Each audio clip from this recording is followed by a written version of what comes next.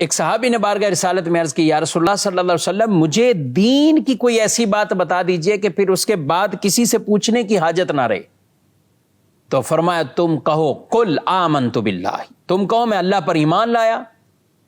اور پھر اس کے بعد کیا ہے وستقم، پھر اس پر استقامت کے ساتھ قائم رہو۔ ایمان لاؤ اور استقامت کے پاس ساتھ قائم رہو۔ یہ استقامت ہی ایسا امر ہے، فرمایا کہ دین کی ایسی بنیادی بات بتا دی کہ کسی اور سے سوال کی حاجت ہی نہ رہے گی۔ تو ناظرین کرام، ہر وہ عمل اپنانا چاہیے جس سے آدمی کو دین کے معاملات میں استقامت ملے، اور ہر اس عمل سے بچنا چاہیے جس سے آدمی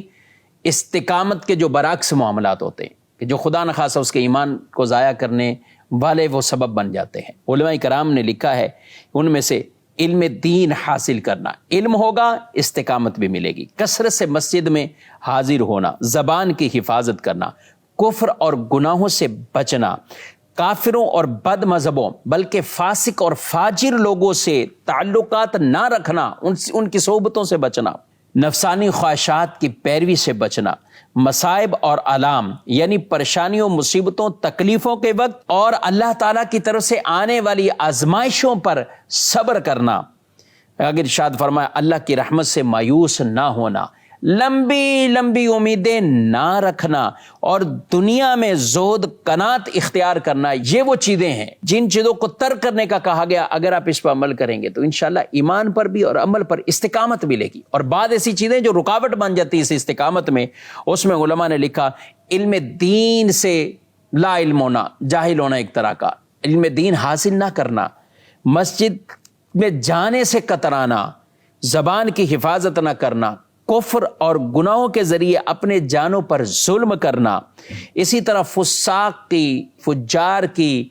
بد مذہبوں کی ان کی صحبتیں اختیار کرنا، اپنے آپ کو نفسانی خواہشات کا حریص بنا دینا، اس کے اندر ڈال دینا، اور جب مصیبت کوئی پہنچے یا آزمائش پہنچے تو بے صبری کرنا، اسی طرح اللہ کی رحمت سے مایوس ہونا، بالکل مایوس ہو کر بیٹھا ہوا ہے، یا دنیا میں ایسا راغب ہے لمبی لمبی امیدیں تان کے بیٹھا ہوا ہے۔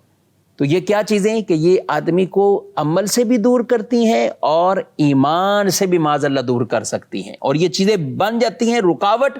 کہ یہ استقامت نہ اختیار کرے۔ تو دین پر جو استقامت اختیار کرنی ہے، جو قرآن کے سورہ ہود میں یہ ارشاد فرمایا گیا ہے کہ فاستقم کما امرت، استقامت اختیار کرو ایسے